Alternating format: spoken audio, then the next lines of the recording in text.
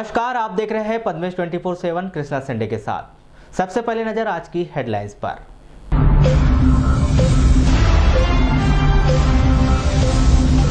सोमवार को लालबर्रा तहसील में झमाझम बारिश, नालों में भरा पानी, बालाघाट सिवनी मार्ग पर 2 घंटे तक रहा जाम। 15 अगस्त को हीना कांवरे करेगी ध्वजारोहण, पुलिस लाइन में आयोजित होगा मुख्य समारोह। जिले के लामता क्षेत्र में हाथियों ने डाला डेरा, रात भर जाकर फसल की सुरक्षा कर रहे ग्रामीण। कांग्रेस का सदस्यता अभियान हो गया टाई फीस, घोषणा के 1 महीने बाद सदस्यता अभियान नहीं हुआ अमल। अवैध पार्किंग पर नगरपालिका देगा नोटिस, 1 दर्जन से अधिक बड़े भवनों में नहीं पार्किंग व्यवस्था। वेतन और एरियस की मांग को लेकर अध्यापकों ने किया जमकर हंगामा, किरनापुर बीआरसी का मामला। और अधिवक्ता संघ के चुनाव में दिखाई देने लगी कांटे की टक्कर, हर प्रत्याशी दिखा रहा दमखम। अब समाचार विस्तार से। स्कूली छात्रों को यातायात के पाठ पढ़ाने के लिए पुलिस विभाग ने अपनी मुहिम शुरू कर दी है। इस कड़ी में शहर के महात्मा गांधी नगरपालिका हायर सेकेंडरी स्कूल में छात्रों को यातायात के नियम बताए गए। छात्रों को बताया गया कि कैसे यातायात नियमों का पालन करें, घर में अपने बड़ों को यह सीख दे कि बिना हेलमेट पहने गाड़ी न चलाएं, उन्हें तेज गाड़ी चलाने से भी मना करें, सड़क पर चलते समय सभी नियमों का पालन करें। इस दौरान छात्रों के बीच पहुंचे पुलिस अधिकारियों से उन्होंने सवाल जवाब भी किए, जिनका उन्होंने बड़ी ही तत्परता से जवाब दिया गया।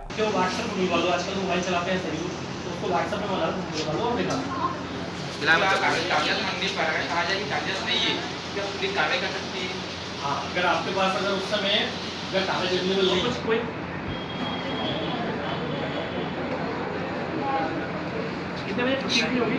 जैसे कि बच्चे हैं उनको अवेयरनेस बहुत बच्चों को अवेयर करने के लिए, जैसे ट्रैफिक नियम के बारे में वो बच्चे नहीं जानते तो ट्रैफिक नियम बताया। दूसरी नशा मुक्ति के संबंध में, नशा क्या होता है, इससे दूर रहना चाहिए, इस संबंध में बच्चों को जागरूक करने के लिए अभियान चलाया जा रहा है।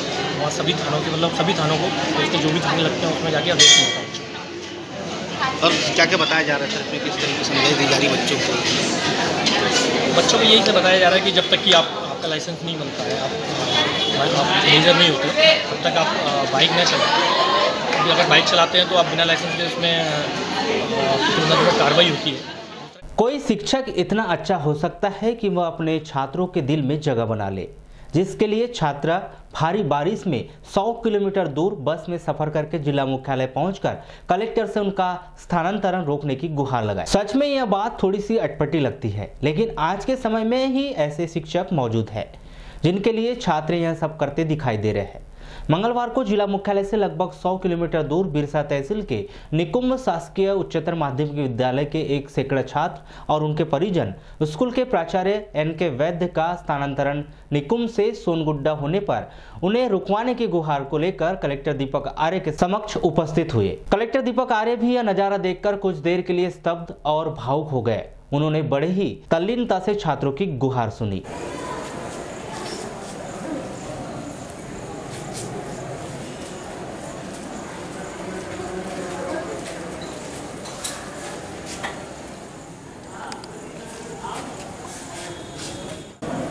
प्रिंसिपल सर का ट्रांसफ़र सोनगुड्डा हुआ है तो हमें रुकवाना है कि हमें प्रिंसिपल सर वही चाहिए और बहुत अच्छे से पढ़ाते भी हैं, स्टडी भी होती है हमारी और समय पे क्लास लगती है, समय पे स्कूल आना जाना पढ़ाई सब बहुत अच्छी चलती है।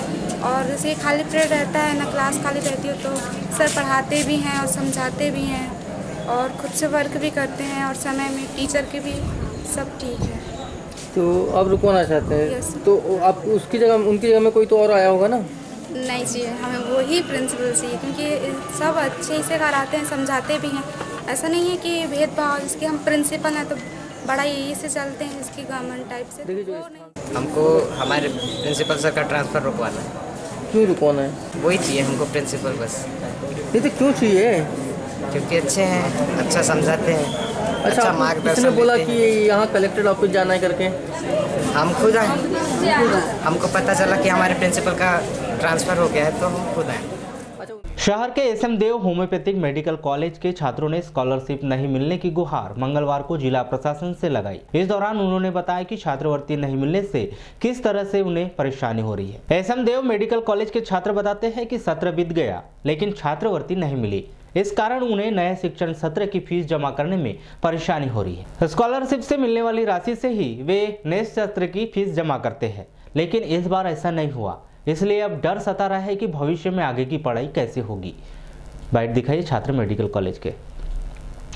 आपको बता दें कि जिले में लगभग 10,000 छात्रों के 5 करोड़ रुपए छात्रवृत्ति का भुगतान किया जाना बाकी है। इससे पहले भी छात्रवृत्ति के लिए कटंगी में भूख हड़ताल, वाराणसी में रैली ज्ञापन छात्रों के द्वारा किया जा चुका है। बावजूद उसके भी मध्य प्रदेश शासन का बजट नहीं होने के कारण छात्रों की छात्रवृत्ति नहीं देने का रोना रो रही है। इसलिए हजारों छात्रों के सामने नए शिक्षण सत्र में पढ़ाई करने की समस्या खड़ी हो चुकी है। अब देखना यह है कि प्रदेश सरकार कब तक छात्रों की सुनवाई कर पाती है। कि जो BHMS की स्कॉलरशिप मिलनी रुकी हुई है वो हमको जल्द से जल्द प्रदान की जाए, तो उस संबंध में कलेक्टर साहब से एक आवेदन दिए हैं और उसमें तो बताइए कि इस पढ़ाई को पूरी करने के लिए कितने पैसे लगते हैं। उस पढ़ाई को पूरी करने के लिए सर 1 साल की फीस से फर्स्ट ईयर की 72,000 है, फिर सेकेंड ईयर, थर्ड ईयर 66,000 और लास्ट की 76,000। टोटल कितना लगते हैं? टोटल 2,34,000 रुपये, 2,80,000 रुपये। अच्छा, और ये स्कॉलर टोटल फीस कितनी मिलती है? स्कॉलरशिप सर 1,06,000 करीब मिलता है। अच्छा, यानी स्कॉलरशिप से आपके आधी पढ़ाई की खर्चा निकल जाता है।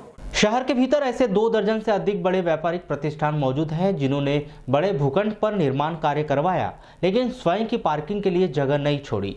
नतीजा, रोजाना व्यापारिक प्रतिष्ठानों वहां इन बिल्डिंगों में आने वाले लोग सड़कों पर पार्किंग करने को मजबूर है, जिस कारण शहर की यातायात व्यवस्था पूरी तरह से प्रभावित हो रही है। नगर पालिका के नवागत सीएमओ दिनेश वाघमारे बताते हैं कि जल्द ही शहर का निरीक्षण किया जाएगा और उन प्रतिष्ठानों को मार्क किया जाएगा जिनके पास स्वयं की पार्किंग नहीं है।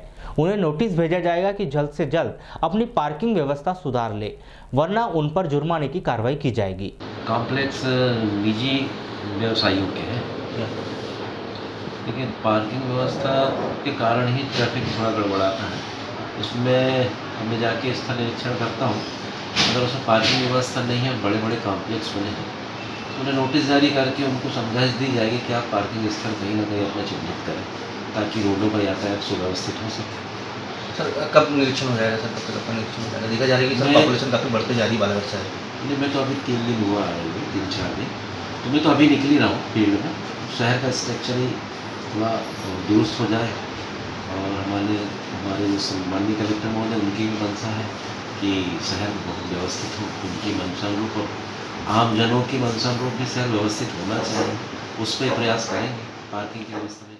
शहर के हनुमान चौक से लेकर अंबेडकर चौक तक, काली पुतली से लेकर सराफा बाजार होते हुए हनुमान चौक तक, इसी प्रकार गौरव पथ में मोती नगर, बूढ़ी वार्ड सहित भटेरा चौकी और बैयर चौकी में ऐसे 2 दर्जन से अधिक शिक्षण संस्थान, व्यापारिक प्रतिष्ठान, बैंक, कोचिंग और बड़े बड़े भवन संचालित है जहां पर स्वयं की पार्किंग व्यवस्था नहीं की गई है। आपको बता दें कि नगर पालिका अधिनियम के तहत व्यापारिक प्रतिष्ठान और बड़े भवनों का नक्शा तभी पास किया जाता है जब उनके पास स्वयं की पार्किंग व्यवस्था हो। जानकारी के अनुसार 3 मंजिला बड़े भवनों में बेसमेंट में पार्किंग व्यवस्था करवाई जाने के नियम है या फिर उनके पास खुला हुआ भूखंड खाली हो, जबकि शहर के भीतर 90% बड़े भवनों में यह सब व्यवस्था नहीं की गई। तो फिर नगर पालिका ऐसे भवनों का नक्शा कैसे पास कर देती है, यह भी एक बड़ा सवाल लोगों के मन में उठता है। थोड़े से घालमेल के लिए कैसे पूरे शहर की यातायात व्यवस्था ताक पर रख दी जाती है। अब देखना यह है कि नगर पालिका अपने ही द्वारा की गई गलती को कब तक सुधार पाती है। बैयर तहसील के वनांचल क्षेत्र गढ़ी के बालक छात्रावास के छात्रों ने हॉस्टल अधीक्षक के द्वारा उनके साथ अभद्र व्यवहार किए जाने के सहित अन्य शिकायत सहायक आयुक्त सुधांशु वर्मा से की। छात्रों की शिकायत पर आदिवासी विकास विभाग के सहायक आयुक्त सुधांशु वर्मा ने तत्काल ही जाँच के निर्देश दिए और 2 अधिकारियों को समय समय पर गढ़ी बालक आदिवासी छात्रावास का निरीक्षण करने के लिए निर्देशित किया गया।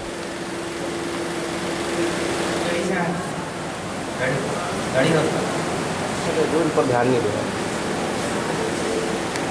अच्छा, कहाँ पढ़ते हो आप?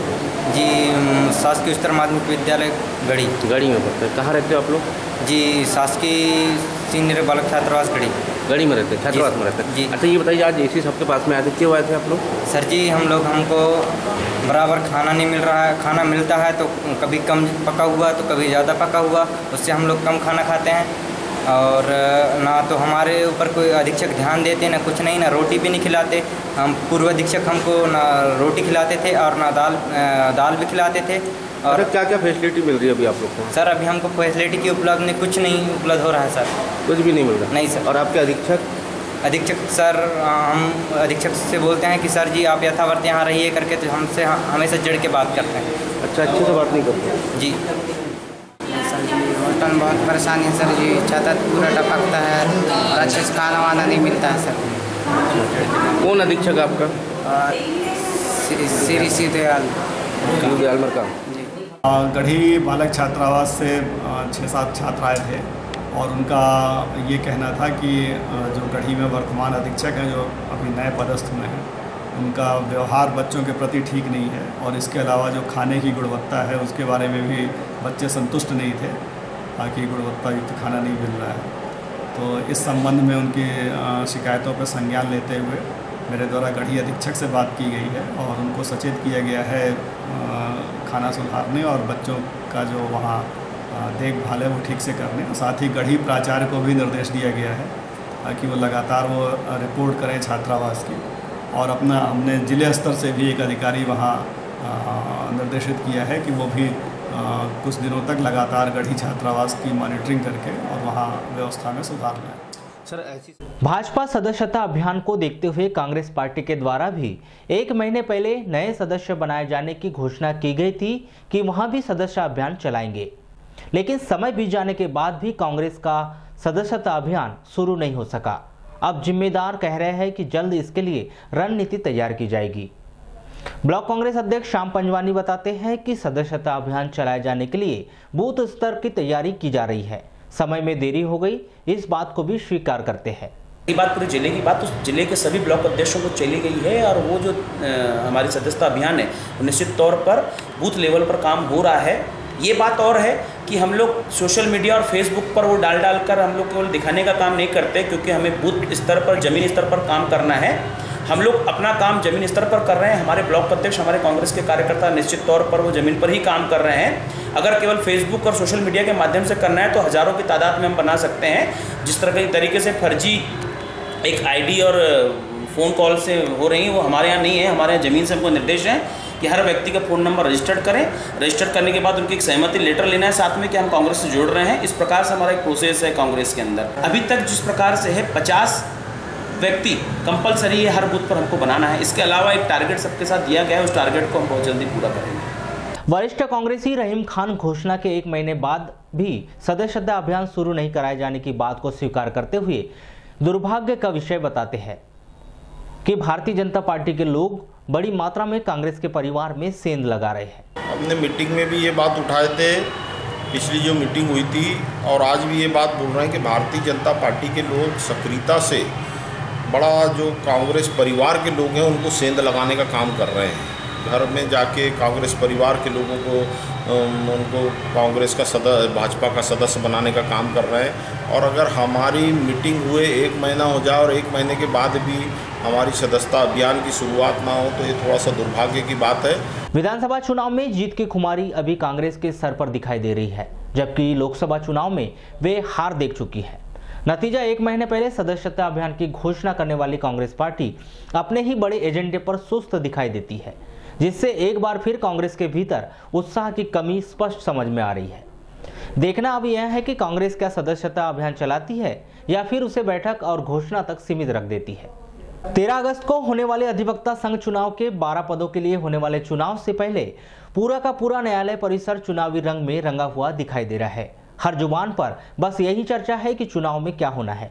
हर जगह प्रत्याशियों से संभावना तलाशी जा रही है और प्रत्याशी है कि हर किसी को अपने पक्ष में मतदान के लिए मान मंडल पर लगे हुए हैं। वरिष्ठ अधिवक्ता KM कुरैशी के अनुसार अधिवक्ता संघ के चुनाव बुद्धिजीवी वर्ग के चुनाव होते हैं। वे चाहते हैं कि अच्छे लोग चुनाव जीत कर आए, जो सुधार की ओर ध्यान दे, गरीबों को मदद मिल सके, वे ऐसे कार्य करें। पहले भी उत्साह रहता था। हमारे यहाँ पर सब बुद्धिजीवी लोग हैं और उत्साहित होकर चुनाव लड़ रहे हैं। इस समय भी नहीं दमका इसलिए तो बुद्धिजीवी लोगों का, यानी ये बार जो है तो वकील प्रतिनिधित्व करते हैं और काफ़ी मतलब उत्साहित हैं। नहीं, अपने अच्छे लोग आए ताकि जो है कि बार का भी सुधार हो लोगों को जो है विधिक सहायता मिल सके। अपने अच्छे लोग हम चाह रहे हैं कि अच्छे लोग चुनाव में आए। वरिष्ठ अधिवक्ता संतोष शुक्ला बताते हैं कि अधिवक्ता अपने इस व्यवसाय के पद की गरिमा बनाए रखे, उत्साह जरूर दिखाए लेकिन अति उत्साह नहीं, सबका सम्मान करे, सबको साथ लेकर काम करे, शांतिपूर्ण माहौल में चुनाव हो। चुनाव में काटेगी टक्कर है, पहले से अधिक प्रत्याशी मैदान में है। चाहते हैं कि भैया इस व्यवसाय के पहले तो गरिमा बनाए रखे और शांतिपूर्ण माहौल में चुनाव हो और सभी के साथ अच्छा व्यवहार रखे, सीनियरों की भी बरकरार रखे। भाई इस समय उत्साह बहुत है, हर पोस्ट के लिए चुनौतीपूर्ण संघर्ष है। फिर भी क्या लगता है, मतलब किस तरीके से चुनाव करना चाहिए? और भी चुनाव का तरीका तो सही है, पहले की अपेक्षा उम्मीदवार इस समय ज़्यादा है। 564 अधिवक्ता मतदान प्रक्रिया में शामिल होंगे। 13 अगस्त को मतदान और उसी दिन मतगणना कार्य पूर्ण हो जाएगा। मतलब टोटल मतदाता जो है वो तो 564 है। अधिवक्ता संघ के पूर्व उपाध्यक्ष रजनीश रांगडाले प्रत्याशियों की तैयारी के विषय में बताते हैं कि मतदाता अधिवक्ता साथी के घर तक पहुंचकर मतदान की अपील कर रहे हैं।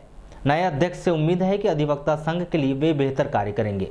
13 अगस्त को यानी कि मंगलवार के दिन जिला अधिवक्ता संघ में चुनाव है और हर प्रत्याशी जो है बड़े दमखम के साथ पूरा जोर लगा रहा है और हर अधिवक्ता के घर जाकर अपनी दस्तखत दे रहा है और पूरा प्रयास कर रहा है अपने अपने चुनाव जीतने के लिए। किरणापुर विकास खंड के आधा सैकड़ा से अधिक अध्यापकों ने बीआरसी कार्यालय पहुंचकर जमकर नारेबाजी की और विरोध दर्ज किया। इसके पीछे बड़ी वजह यह है कि उन्हें जुलाई माह का वेतन अब तक नहीं मिला और एरियर्स की राशि के लिए उन्हें महीनों का इंतजार करना बताया जा रहा है। अध्यापकों के द्वारा बीआरसी कार्यालय पहुंचकर अधिकारियों को अपनी समस्या बताई गई कि उन्हें जुलाई माह का वेतन नहीं मिला है और अप्रैल में मिलने वाला एरियर की राशि अब तक उन्हें प्राप्त नहीं हुई है। इस विषय पर कार्यालय में पदस्थ लिपिक ने बताया कि जुलाई माह के वेतन के लिए उन्हें 5 अगस्त को ही बिल प्राप्त हुए हैं, जिसके बाद वेतन बनाने की प्रक्रिया शुरू की गई है। वेतन समय पर भुगतान करो, भुगतान करो, भुगतान करो। ये क्या है, यहाँ पर वर्षों पुरानी लंबित समस्याओं को लेकर के यहाँ पर उपस्थित हुए हैं और समय पर पेमेंट नहीं होना और लंबित जो एरियर्स के बिल है 1 साल से पड़े हुए हैं। हम पिछले 17 और इस 17 के भी दौरान बीओ ऑफिस के बीओ साहब से और कई संकुल प्राचार्यों से लगातार बैठक किए, निवेदन किया, परंतु आज पर्यंत तक एरियर्स भी नहीं हुआ और ना ही 1 तारीख के पहले 1 तारीख के दौरान ये वेतन दे पाते हैं। तो इसलिए सारे लोग इकट्ठा होकर के कल 6 अगस्त से ही 3 बजे के बाद सारे विकासखंड के अध्यापक लोग यहाँ पर आएंगे और अपने मांगों के समर्थन में धरना देंगे 3 बजे के बाद। 1 साल से हमारे वेतन के जो एरियस राशि के भुगतान है, बार बार अधिकारियों से बोल करके, बीओ साहब से बोल करके, हमारे संकुल प्राचार्यों को बोल के, बाबुल लोगों को बोल के बोले, लेकिन थक गए। आज पर्यंत तक हमारे बिल ट्रेजरी कार्यालय में कोषालय बालाघाट तक नहीं पहुँचे और इस माह के भी वेतन के बिल अभी तक हमारे बीओ ऑफिस में ही पड़े हुए हैं। इस वजह से हम बहुत आक्रोशित हो गए हैं। हम इसके बारे में ये है कि संकुल से बिल समय पे नहीं आते, आज तक आए हैं संकुल से बिल, उसको एक जगह करना पड़ता है। लालबरा के हॉस्पिटल कॉलोनी स्थित मन कामेश्वर महादेव मंदिर में श्री भोले शंकर जल कल्याण समिति के तत्वाधान में श्रावण मास के पावन अवसर पर विविध धार्मिक कार्यक्रमों का आयोजन किया जा रहा है, जिससे पूरा माहौल भक्तिमय हो गया है। इसी तारतम्य में तीसरे श्रावण सोमवार के अवसर पर 5 जुलाई को रात्रि 8 बजे विशेष महाआरती का आयोजन किया गया। इस अवसर पर पंडित विमल प्रसाद मिश्रा व पंडित अंकित प्यासी के द्वारा विधि विधान से महाआरती संपन्न करवाई गई, जिसके पश्चात प्रसाद वितरण किया गया, जिसमें भारी संख्या में शामिल होकर श्रद्धालुओं ने पुण्य लाभ अर्जित किया।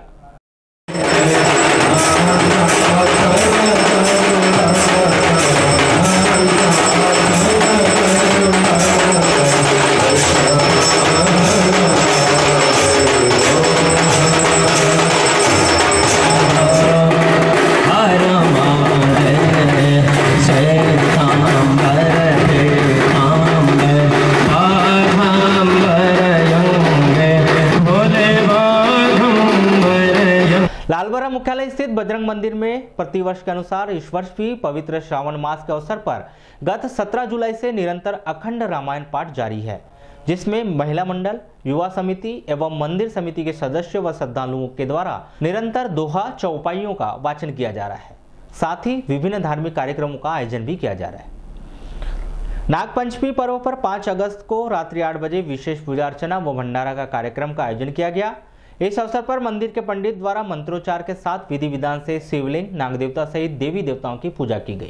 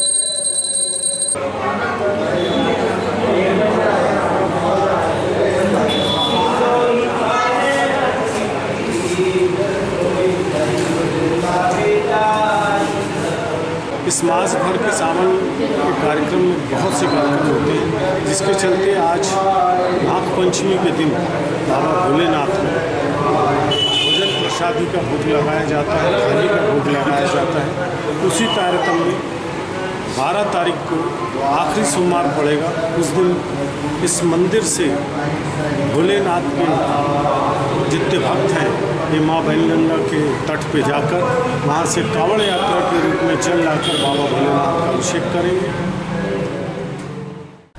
लालबर्रा के शासकीय उत्कृष्ट उच्चतर माध्यमिक विद्यालय के सभा कक्ष में 6 अगस्त को दोपहर 1 बजे राष्ट्रीय कृमि मुक्ति दिवस उन्मुखीकरण कार्यक्रम के तहत विकास खंड के अंतर्गत आने वाली प्राथमिक शालाओं के नोडल शिक्षकों को प्रशिक्षण दिया गया। प्रशिक्षण कार्यक्रम के दौरान विकास खंड कार्यक्रम अधिकारी भुवनेश्वर बोपचे ने शिक्षकों को जानकारी देते हुए बताया कि 8 अगस्त को राष्ट्रीय कृमि मुक्ति दिवस पर स्कूलों में सभी बच्चों को कृमिनाशक दवा एल्बेंडाजोल की गोली खिलाई जाएगी। आज जो 8 अगस्त को पूरे प्रदेश में राष्ट्रीय कृमि मुक्ति दिवस आयोजित किया जा रहा है, जिसमें हमारे 1 वर्ष से 19 वर्ष तक की आयु समूह के जो बच्चे हैं उनका एल्बेंडाजोल टेबलेट के माध्यम से कृमिनाशन किया जाता है। उस संबंध में हमारे विकासखंड की प्राथमिक शालाओं के नोडल शिक्षकों का एक अर्धदिवसीय प्रशिक्षण इस दिवस के सफल क्रियान्वयन के लिए मध्य प्रदेश शासन उच्च शिक्षा विभाग के निर्देश के अनुसार सत्र 2019-20 में प्रवेश प्रक्रिया का तृतीय चरण यानी CLC चरण 5 अगस्त से प्रारंभ हो चुका है, जिसका MP ऑनलाइन पर निःशुल्क पंजीयन किया जा रहा है। इसी कड़ी में वाराणसी के शासकीय शंकर शाह पटेल महाविद्यालय में 5 अगस्त से BA, BSc, BCom प्रथम वर्ष की कक्षा में प्रवेश के लिए पंजीयन एवं दस्तावेज का सत्यापन महाविद्यालय में किया जा रहा है और पंजीयन की अंतिम तिथि 13 अगस्त एवं सत्यापन की 14 अगस्त तक नव प्रवेशी विद्यार्थी करवा सकते हैं। स्नातक के विद्यार्थी कॉलेज में पंजीयन व दस्तावेज का सत्यापन करवाने पहुंच रहे हैं और अंतिम तिथि नजदीक आ जाने से विद्यार्थियों की संख्या भी कॉलेज में बढ़ गई है और महाविद्यालय में विद्यार्थियों को शासन से मिलने वाली सुविधा व योजनाओं की जानकारी के लिए महाविद्यालय प्रबंधन के द्वारा हेल्प डेस्क सेंटर बनाया गया है, जहां विद्यार्थी पहुंचकर पंजीयन व दस्तावेज के सत्यापन संबंधी सभी जानकारी ले रहे हैं, साथ ही दस्तावेजों का सत्यापन भी करवा रहे हैं।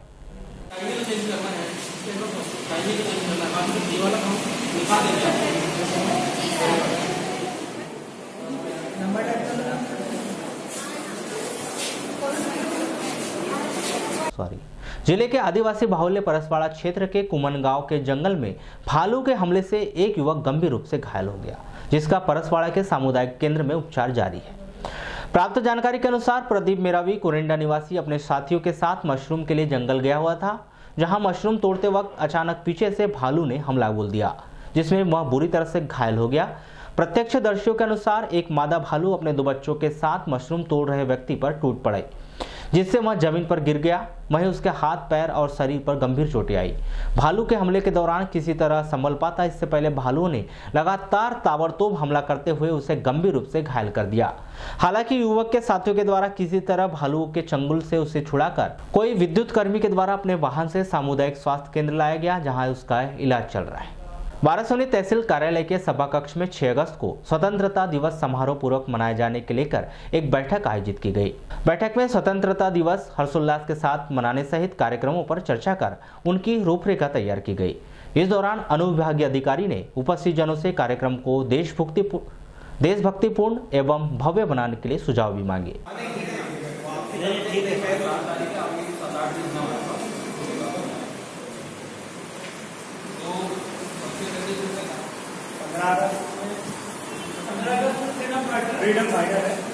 पिछली बार जो यहाँ के स्वतंत्रता सेनानी हैं उनका नाम ये जैसे बताया गया कि स्वतंत्रता दिवस जब भी मनाया जाता है तो स्टेज या मंच से उनके बारे में डिस्क्राइब नहीं किया जाता। तो इस बार हम उसको डिस्क्राइब करेंगे, उनकी छोटी सी जीवनी बताएंगे कि वाराणसी से थे और स्वतंत्रता संग्राम में उन्होंने जो पार्टिसिपेट किया, क्या योगदान था, वो भी हम बताएंगे। सर, प्लास्टिक को झंडे को लेकर क्या निर्देश दिए गए हैं? प्लास्टिक झंडे को बिक्री को लेकर क्या निर्देश दिए गए? प्लास्टिक झंडे जो बच्चों के हाथ में रहते हैं और बच्चे फिर खेलने लगते हैं और खेलने के बाद छोड़ देते हैं, उनको रास्तों में लोग जो पैर के नीचे आते हैं। तो इसके लिए हमने पुलिस और नगर पालिका को निर्देश दिया है कि भाई जो दुकानों में प्लास्टिक झंडे हैं उनकी बिक्री ना हो, क्योंकि 15 अगस्त को जिला मुख्यालय के पुलिस लाइन में होने वाले मुख्य समारोह में विधानसभा उपाध्यक्ष हिना कांवरे ध्वजारोहण करेगी। इस दौरान मुख्यमंत्री के संदेश का वाचन हिना कांवरे के द्वारा ही किया जाएगा। गत दिनों अचानक मौसम परिवर्तन की मार से वर्तमान समय में आमजन के स्वास्थ्य पर प्रतिकूल प्रभाव पड़ रहा है। सुबह से देर रात तक इंद्रदेव हल्की पुल्की बूंदाबांदी कर रहे हैं, जिससे चारों ओर ठंडक का दौर व्याप्त है, जिसके चलते आमजन उल्टी दस्त का शिकार हो रहे हैं। स्थानीय सिविल अस्पताल में आ रहे मरीजों में सबसे ज्यादा मरीज उल्टी, दस्त, बुखार के आ रहे हैं। आपको बताएं कि एक लंबी बरसात के बाद गत दिवस से बारिश नहीं होने की वजह से एक बार वातावरण में उमस भरी गर्मी का दौर देखा जा रहा था, जिसके बाद वर्तमान समय में फिर बरसात का दौर आमजन के लिए काफी घातक साबित हो रहा है। गर्मी के बाद एकाएक ठंडक के दौरान जहां उल्टी और दस्त का शिकार होना पड़ रहा है, वहीं जगह जगह भरे बरसात के पानी के चलते मलेरिया रोग भी फैल रहा है। ऐसे में लोगों के स्वास्थ्य पर बुरा प्रभाव पड़ रहा है। बीएमओ डॉक्टर रविंद्र ठाकुर ने पद्मेश से चर्चा में बताया कि गत दिवस जो तीखी धूप निकली थी वह सामान्य गर्मी नहीं थी, उससे उमस भरी चिपचिपी गर्मी का एहसास हो रहा था, जिससे शरीर में पानी की कमी हो रही थी। इसी पानी की कमी से लोगों को बुखार, उल्टी, दस्त की समस्या होने लगी, जिस पर दवाइयां भी लेट असर कर रही। लालबरा क्षेत्र सहित नगर मुख्यालय में 6 जुलाई को दोपहर 1 बजे से शुरू हुआ झमाझम बारिश का दौर शाम लगभग 4:30 बजे तक जारी रहा। लगभग 4 घंटे हुई जोरदार बारिश से जहां खेत लबालब हो गए, वहीं छोटे नाले उफान पर आ गए, जिससे कई ग्रामों का आपस में संपर्क टूट गया। मंगलवार को हुई जोरदार बारिश से नगर मुख्यालय से लगभग 14 किलोमीटर दूर राज्य मार्ग क्रमांक 26 पर कंजई बैरियर स्थित पुल व कंजई घाटी स्थित बंजारी पुल के ऊपर से 3 फीट से अधिक पानी बहने के कारण सड़क पर दोनों ओर जाम की स्थिति निर्मित हो गई। बारिश थमने के पश्चात राज्य मार्ग पर आवागमन प्रारंभ हो गया। पुल के ऊपर पानी बहने से लगभग 2 घंटे तक राज्य मार्ग क्रमांक 26 पर आवागमन बाधित रहा। इसके अलावा क्षेत्र के अन्य छोटे नदी नालों में भी इस सत्र में पहली बार उफान आया, जिससे क्षेत्र के कई ग्रामों का आपस में संपर्क टूटा रहा।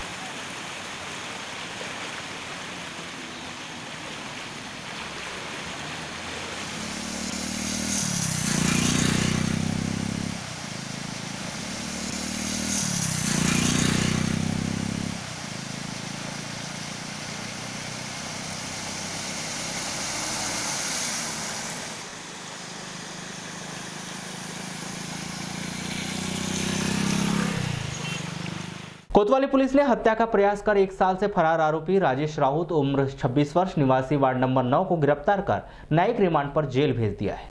केंद्र सरकार द्वारा लोकसभा और राज्यसभा में जम्मू कश्मीर से धारा 370 और 35A को खत्म करने में अलग अलग पार्टियों के द्वारा दिए गए समर्थन के लिए भारतीय जनता पार्टी ने मंगलवार की रात को शहर के अंबेडकर चौक में राहगीरों को मिठाई खिलाई गई। इसी कड़ी में नगर भाजपा अध्यक्ष सुरजीत सिंह ठाकुर और भाजयुमो जिला अध्यक्ष गजेंद्र भारद्वाज के द्वारा इस तरह से अपनी प्रतिक्रिया व्यक्त की गई। वंदे मातरम, वंदे मातरम। मोदी है तो मुमकिन है, मोदी है तो मुमकिन है। देश का गृह मंत्री कैसा हो? अमित शाह जैसा हो। देश का गृह मंत्री कैसा हो? अमित शाह जैसा हो। सावन मास के पवित्र महीने में जिले भर में विभिन्न मंदिरों में कार्यक्रम आयोजन किए गए। इसी कड़ी में जिला मुख्यालय से लगी हुई भरवेली पंचायत के ऊंची बारंग वार्ड नंबर 3 स्थित शिव मंदिर में भी 29 जुलाई से लेकर 8 अगस्त तक 1.25 लाख पार्थिव शिवलिंग बनाने का संकल्प लिया गया है। इसी कड़ी में 5 अगस्त को कावड़ यात्रा निकाली गई। शिवलिंग संकल्प पूर्ण होने के अवसर पर शोभा यात्रा व पार्थिव शिवलिंग विसर्जन, हवन पूजन किया जाएगा। बोलो बोल बम बोल बम बम बोल बम बम बोल बम बम बम बम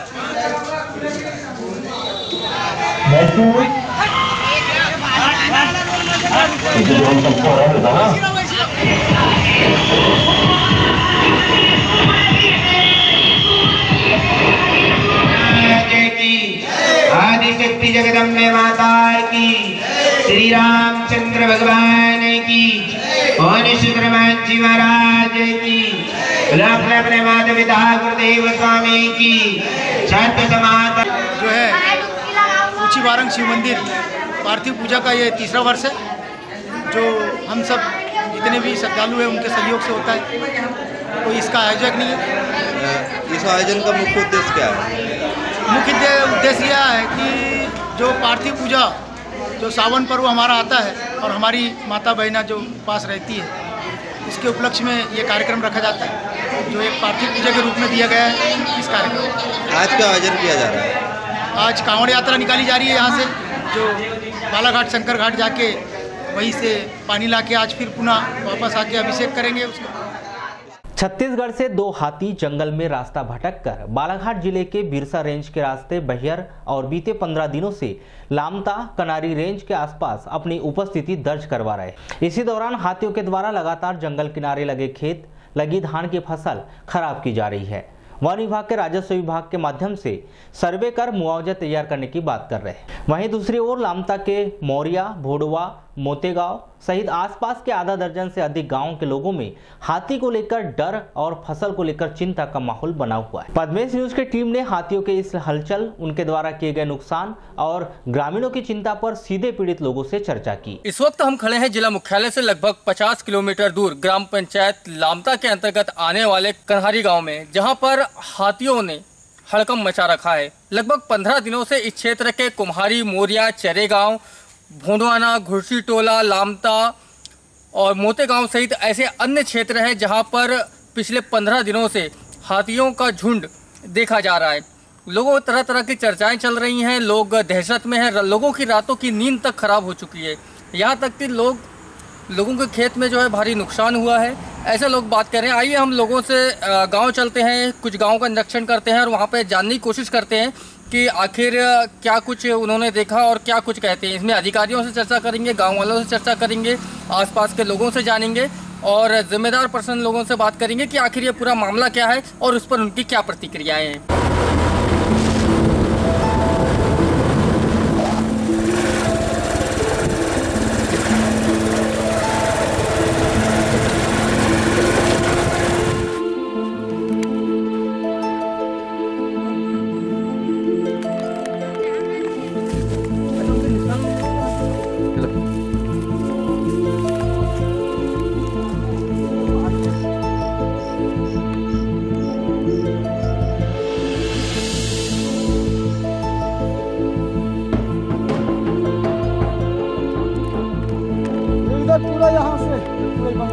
अच्छा, ये यहीं से गए क्या हाथी? इधर किधर से आए थे? यहाँ से गए तो यहाँ से यहाँ से आए, ऐसा भागे वहाँ से यहाँ से चल घूमघाम के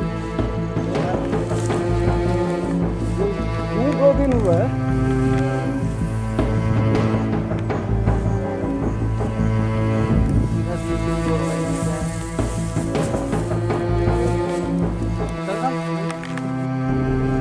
बना रहते हैं।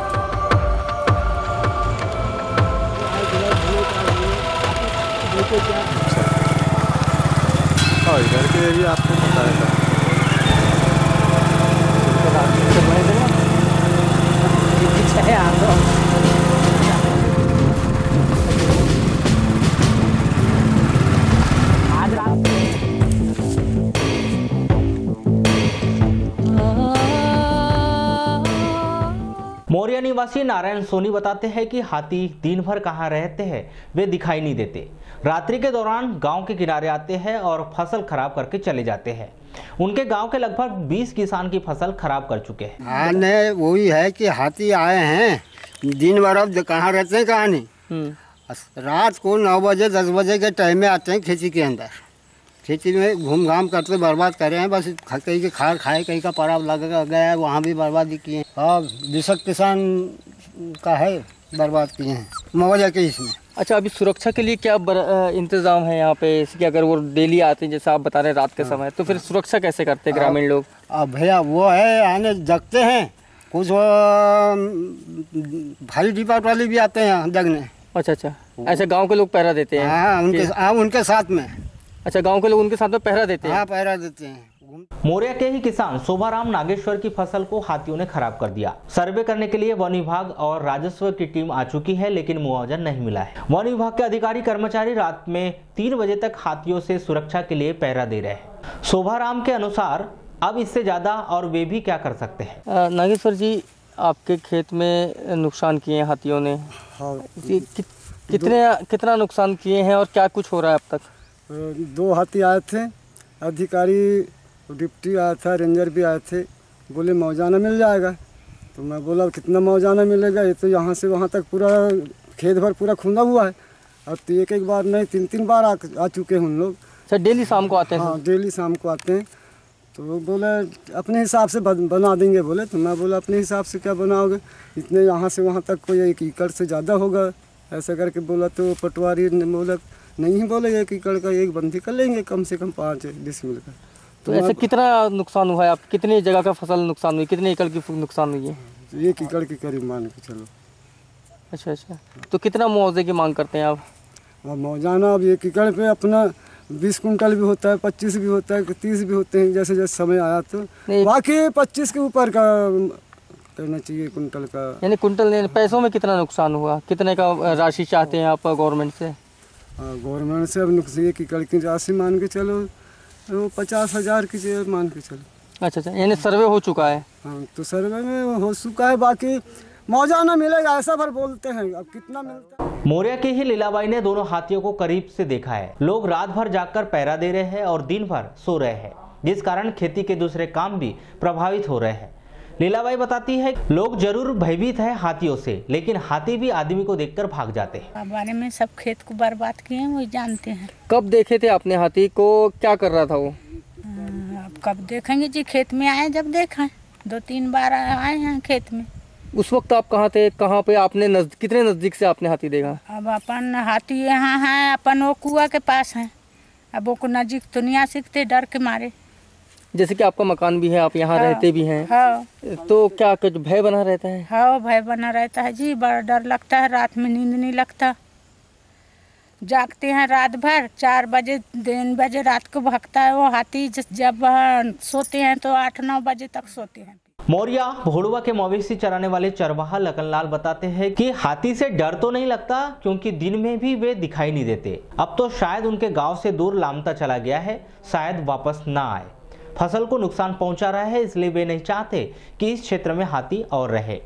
रात में आते हैं सर, तो रात में कौन देखता है, डर के मारे आदमी उसको खेद नहीं सकते हम।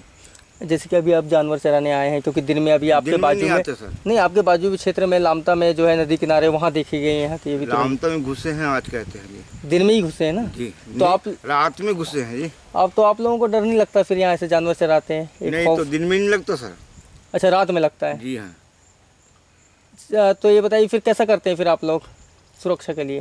सुरक्षा के लिए क्या करेंगे सर, सब 2-4 आदमी आते हैं, डरवाते हैं, भाग जाते हैं, और क्या करेंगे। अच्छा, यानी जगवाली करनी पड़ती है? जी हाँ, अकेला दुकेला तो जाग ही नहीं सकता आदमी। मोतेगांव के निवासी प्रदीप कुमार कलिहारी बताते हैं कि बीते 15 दिनों से लगातार इस क्षेत्र में हाथी दिखाई दे रहा है। दिन के समय पहाड़ के ऊपर चला जाता है और रात में गांव के करीब आ जाता है। उनके अनुसार वन विभाग के अधिकारी कर्मचारी रोजाना आ रहे हैं। ग्रामीणों ने उनसे अपील की थी कि सब मिलकर हाथियों को दूर जंगल में भगा देते हैं, लेकिन वन विभाग के अधिकारियों ने मना किया कि हाथी स्वयं अपना रास्ता बना लेगा और अपने पसंद के अनुसार क्षेत्र को छोड़ देगा, उसे कुछ नहीं करना है, जिस कारण सभी ग्रामीण रात में जागकर अपनी फसल की रक्षा कर रहे हैं। ये पहाड़ पे 15 दिन हो गए जी। 15 दिन हो गए। 15 दिन। कितना नुकसान किए हैं? नुकसान तो बहुत पहले से करते आ रहे हैं, जब तक रोपा नहीं लगाए थे उसके पहले से। अब रोपा कम पड़ने लगे लगाने के लिए तो दूसरे के खेत से लाए, इधर उधर से हमने ढूंढ के इसको उसको मंग झांग के और फिर उसको ढाके मान के चलो ज़मीन को। उसके बाद रोपा लगाने के बाद पाला आने के बाद फिर भी नुकसान करती गए अभी तक। कहाँ से आते हैं, कौन सी? ये सामने पहाड़ी से चाहते हैं और समनापुर साइड से आए हैं, कह के बीट घाट लोग बता रहे थे। तो उतने दिन से आए तो कम से कम पहाड़ में 15 दिन उनने इधर देख के बोलो रुके हैं और आज ही रात को यहाँ से लामता एरिया में चले गए। पे लाइट लगाए हैं हमने रात में। अब इसके पहले सब इधर उधर काम धाम में लगे थे तो लाइट का व्यवस्था नहीं किए थे जी। अब रात में लाइट का व्यवस्था किए, वो बीट घाट लोगों लाइट ला के दिए थे उनके पास का, और केबल तो अपने पास का हम इधर उधर से किराया से लाए डेकोरेशन वाले के पास से। और रात में रोज़ 2 बजे 3 बजे रात तक उनका रखवाली करते थे। अब उसके बाद फिर नींद आया तो अब चले, अब थकान भर जाता है, दिन भर शरीर में खेत में काम धाम करो। अब इधर एरिया को जगते हैं तो वो उधर वाले एरिया में चले जाते हैं। अब रात में इधर बैठे रहे इधर साइड तो वो उधर कट गए, नहीं इधर उधर से चले, वो नुकसान करते हुए निकल जाते हैं। जिधर अपना इंसान का हाथ मिल रहा है तो वो लोग दूसरे रास्ता रख के दूसरे तरफ चले जाते हैं। अच्छा, रोज रात को 3 बजे दिन में मेहनत और रात में जगवाली ये डेली हो रही है? डेली हो रही है 15 दिन से। अच्छा, ऐसा कब तक चलता रहेगा? क्या बोलते हैं फॉरेस्ट गार्ड वाले वगैरह, क्या बोलते हैं? फॉरेस्ट गार्ड वाले बोल रहे हैं कि इसको मारना भी नहीं है ना भगाना भी नहीं है, वो खुद ही उसका रास्ता लेके चले जाएगा, ऐसा कह के बोल रहे हैं। हमने उनको बोले कि इसका रखवाली कब तक करते रहेंगे? आप लोग आते हो तो रोड में घूमते हो रात में, उसके बाद है तो बीच जंगल में घुसते भी नहीं। और हमने उनको बोले कि चलो कम से कम 10-20 लोग होके उसको अपन थोड़ा सा रास्ता दूसरे रास्ता रखाते हैं दिन में, ताकि कोई भारी जंगल में चल जाए तो इधर किसानों का नुकसान ना हो। उस बीच में भी ध्यान नहीं दिए। अब आते रोज़ थे उन लोग भी, जैसा फ़ोन लगाए तो फॉरेस्ट वाले भी रोज़ आते थे। अच्छा, ये बताइए। रोहित कुमार तिलासे के अनुसार कनारी, मौर्या, मोतेगांव, जन्मखार, भोड़वा, लामता, उमरधोनी के सभी गांव में वन विभाग ने मुनादी करवा दी है कि रात के समय जंगल की तरफ कोई ना जाए। मतलब देखना जाए तो ये मौर्या, मोतेगांव, घुसी टोला, जन्मखार, दोनी, ये यहाँ एरिया में कनारी, उमरिया, ये आजू बाजू के जो गाँव हैं यहाँ पे कम से कम 8-10 दिन हो गया तो हाथी का आतंक है यहाँ पे। डरे हुए हैं वो लोग भी कि क्या है कि रात में ना जाएं, ऐसे वैसे मतलब सूचना दे दिए हैं वो फॉरेस्ट वाले ने कि रात में ना जाएं कह के। अच्छा, फॉरेस्ट वाले ने सूचना दिए हैं। हाँ, डिंडोरी मुनादी कराएंगे? मुनादी करवा दिए हैं कि जंगल तरफ ना जाएं, ऐसा वैसा मतलब। अच्छा, तो जगवाली कितने रात तक करते हैं आप लोग? हम लोग अभी तो 3-4 दिन हो गए तो डेली आ रहे हैं। कितने रात तक, यानी कितने? मतलब परसों के दिन तो 4 बजे रात तक मतलब जगे हैं। अच्छा। हाँ। और क्या रखते हैं, ऐसा कुछ वजन वजन के रखते हैं साथ में? वजन में वो टार्च वार्च मतलब लाठी वाठी ऐसे टाइप के मतलब अपना ऐसा रखते हैं। इस दहशत भरे माहौल में कुछ लोग हमें ऐसे भी मिले जिनको हाथियों के यहाँ रहने से कोई परेशानी नहीं है।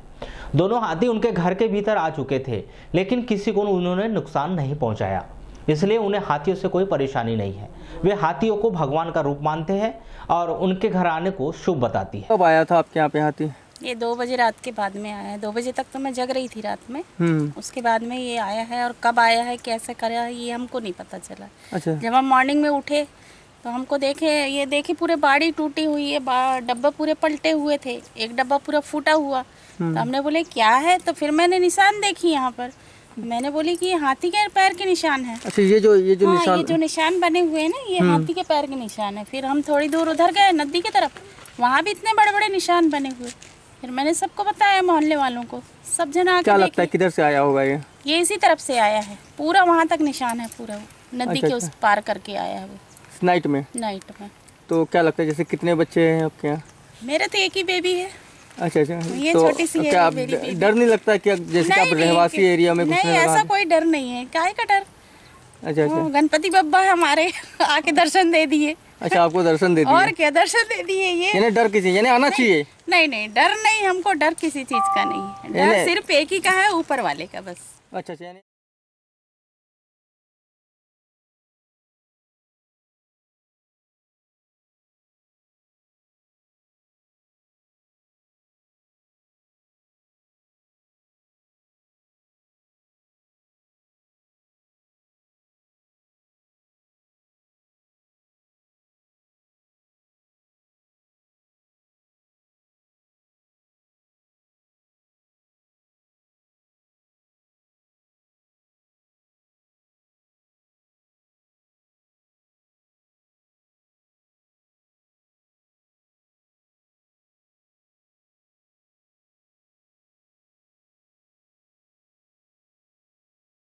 हाथियों की इस हलचल को लेकर आज हमने बहुत सारे ग्रामीणों से बात करी है, कुछ किसानों से बात करी है, यहाँ के जिम्मेदार लोगों से बात करी है, वहीं फॉरेस्ट डिपार्टमेंट और उनसे जुड़े हुए लोगों से बात की है।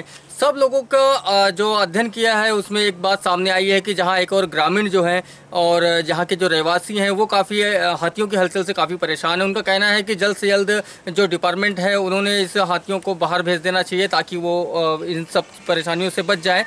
वहीं दूसरी ओर जो फॉरेस्ट डिपार्टमेंट है उनके लिए ये अच्छी एक बात है कि इनके क्षेत्र में जो है हाथियों की हलचल है।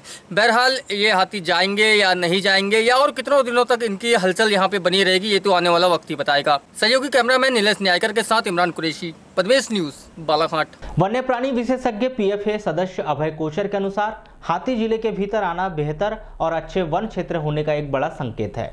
हाथी पहले भी जिले में रह चुके हैं, वह 100 साल बाद फिर लौट कर आए हैं। बालाघाट जिला बाघों के लिए एक नर्सरी बना है, उसी तरह हाथियों के लिए भी जिला बहुत अच्छा रहवास साबित हो सकता है।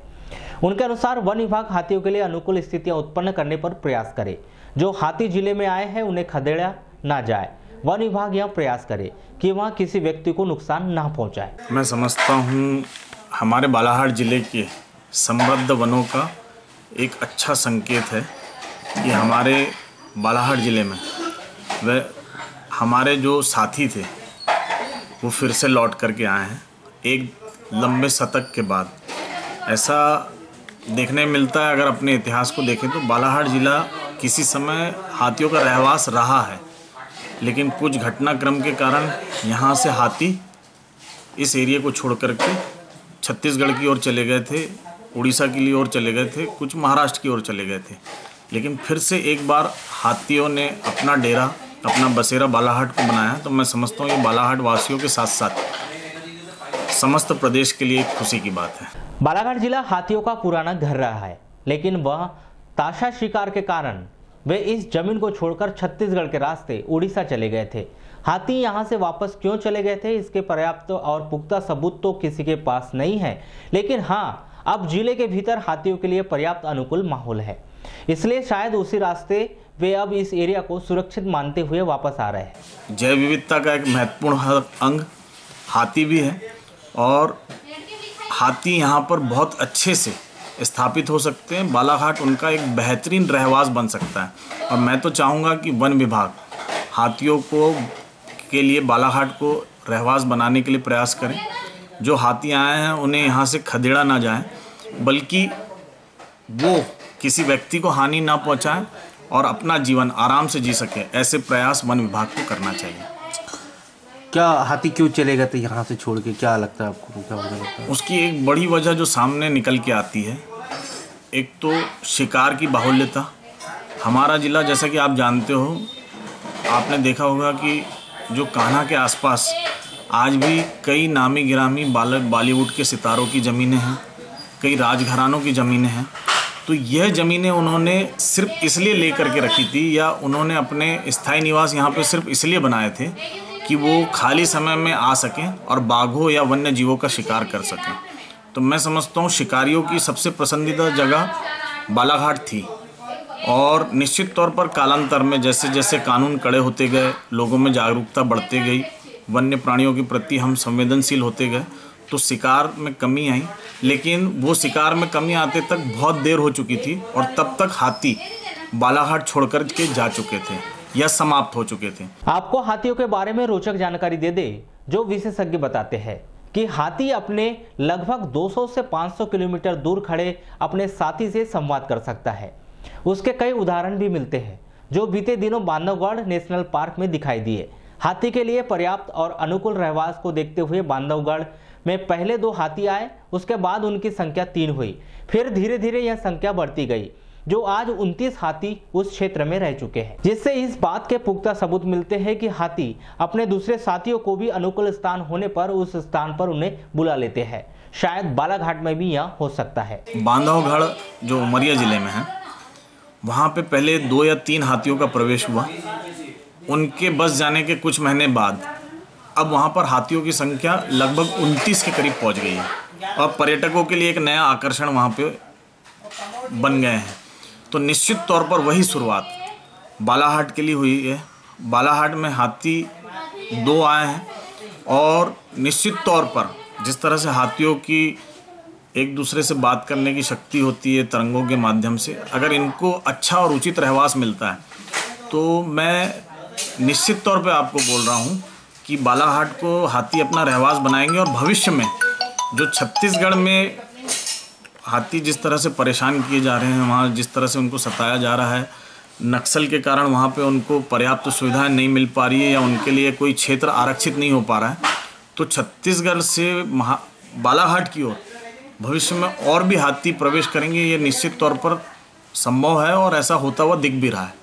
क्योंकि जिस रोड से उन्होंने बालाघाट में प्रवेश किया है, अगर आप उसका अध्ययन करेंगे तो आपके ध्यान में आ जाएगा कि हाथी छत्तीसगढ़ से परेशान होकर के वहाँ पे प्रताड़ित होकर के मध्य प्रदेश की सीमा में घुस रहे हैं। तो निश्चित तौर पर बालाघाट एक अच्छा रहवास उनके लिए बनेगा और बनना भी चाहिए। हम हाथियों को रखने में सक्षम हैं, हम हाथियों को एक उचित रहवास दे सकते हैं। हाथियों के बारे में दूसरा तथ्य यह भी है कि हाथी महुआ का बहुत शौकीन होता है। सड़ी गली सब्जी, सड़ी गले फल की सुगंध से वह दूर तक पहुंच जाता है। इसलिए पीएफए के सदस्य अभय कोचर बताते हैं कि जिस क्षेत्र में हाथी दिखाई दे रहा है उस क्षेत्र के लोग खेतों में महुआ या फिर सड़ी गली कोई चीज न फेंके, जिससे हाथी आकर्षित होकर वहां तक आ पहुंचे। जैसा कि मैंने आपको बताया, हाथी के सूंघने की क्षमता बहुत अधिक होती है और हाथी जैसे महुआ, सड़ी गली चीज़ें या जितने भी तरह के मादक पदार्थ होते हैं, इनका बड़ा शौकीन होता है। तो मैं आपके माध्यम से ग्रामीणों से ये अपील करूँगा या इसमें प्रशासन को भी कदम उठाना चाहिए, जहाँ पे भी अवैध शराब का निर्माण हो रहा है उसे तत्काल बंद किया जाना चाहिए। जहाँ पे भी अवैध शराब बनती है या उसका कचरा जिस भी खेत में फेंका जाता है या जिस भी स्थान पे फेंका जाता है, निश्चित तौर पर हाथी वहाँ पहुँचेगा, क्योंकि महुए की सुगंध उसे बेहद पसंद है। तो अवैध शराब का निर्माण त्वरित बंद कराया जाना चाहिए। जहाँ जहाँ अवैध शराब का निर्माण होगा या जहाँ शराब बनती हुई मिलेगी वहाँ हाथी प्रवेश करेंगे और तबाही मचाएंगे उसको खाने के लिए। रिटायर्ड फॉरेस्ट ऑफिसर विजय वर्मा बताते हैं कि हाथी निश्चित ही छत्तीसगढ़ के सरगुजा कोरिया क्षेत्र से आया है। अनुकूल परिस्थिति को देखते हुए अपने आप को ढालने की कोशिश कर रहा है, लेकिन वे बताते हैं कि हाथी झुंड में रहता है। इससे उम्मीद है कि जिस रास्ते से यह हाथी आया है उसी रास्ते से दूसरे हाथी भी कुछ दिनों के बाद जिले के भीतर आ सकते हैं। हाथी पहले भी जिले में थे, इस बात के सबूत रेंजर कॉलेज में कुछ दस्तावेजों से मिलते हैं। हाथी के लिए सबसे बेहतर जिले का बैहर, लांजी और लामता क्षेत्र है, इसलिए वे बीते 15 दिनों से यहाँ जमे हुए हैं। ये जो अपने पिछले बार अभी जो सामनापुर, लामटा इस एरिया में हाथी दिख रहा है वो संभवतः छत्तीसगढ़ से उसका प्रवेश हुआ है। और छत्तीसगढ़ का जो सरगुजा इस एरिया है, सरगुजा, बीजापुर, ये सब इस एरिया में हाथी हैं। तो वो माइग्रेट होके कहीं से वो माइग्रेट होके इसी एरिया से आया है और अनुकूल परिस्थितियाँ दिखते हुए वो यहाँ का अपने आप को ढालने की कोशिश में है।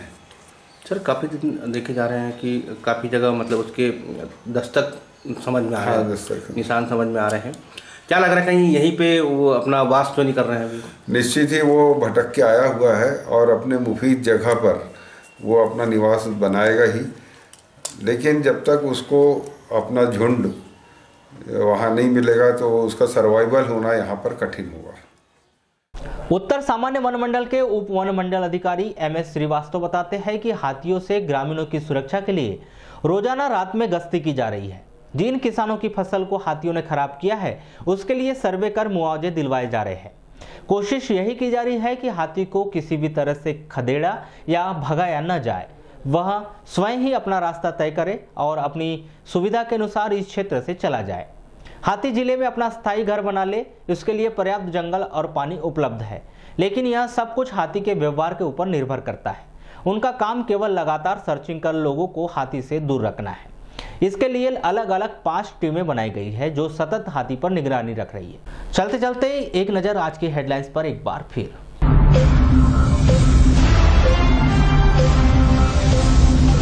सोमवार को लालबर्रा तहसील में झमाझम बारिश, नालों में भरा पानी, बालाघाट सिवनी मार्ग पर 2 घंटे तक रहा जाम। 15 अगस्त को हीना कांवरे करेगी ध्वजारोहण, पुलिस लाइन में आयोजित होगा मुख्य समारोह। जिले के लामता क्षेत्र में हाथियों ने डाला डेरा, रात भर जाकर फसल की सुरक्षा कर रहे ग्रामीण। कांग्रेस का सदस्यता अभियान हो गया टाई फीस, घोषणा के 1 महीने बाद सदस्यता अभियान नहीं हुआ अमल। अवैध पार्किंग पर नगरपालिका देगा नोटिस, 1 दर्जन से अधिक बड़े भवनों में नहीं पार्किंग व्यवस्था। वेतन और एरियस की मांग को लेकर अध्यापकों ने किया जमकर हंगामा, किरनापुर बीआरसी का मामला। और अधिवक्ता संघ के चुनाव में दिखाई देने लगी कांटे की टक्कर, हर प्रत्याशी दिखा रहा दमखम। तो पद्मेश 24/7 में बस इतना ही। बने रहिए हमारे साथ, तब तक के लिए दीजिए इजाजत। नमस्कार।